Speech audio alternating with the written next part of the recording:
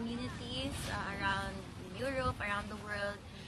Maraming salamat sa suporta from me and my family. Maraming salamat po.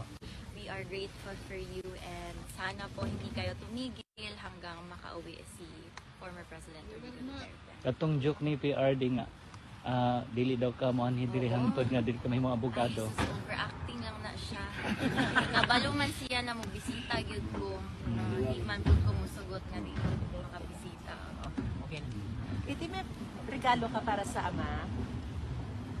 Naki-wish kay PRD para sa birthday niya.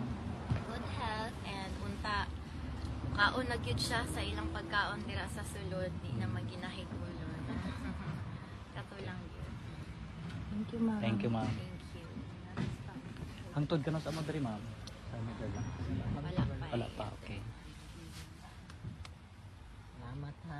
Salamat, ma'am. Alang ni tanan diri mo suporta sa inyo. Gamhanan ato ang kuan. Kita may na ay Ginoo kilawa. Yes, ano po sabi sa inyo doon nang nag-ask kayo ng permission? May binigay na po bang time kung makakapasok kayo? Meron po bang silang sinabi? It's good na at least they brought this out.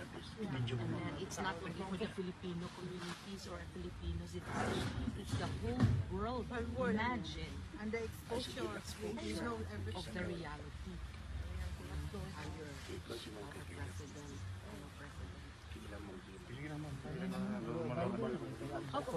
political injustice. Klaro na kaayo.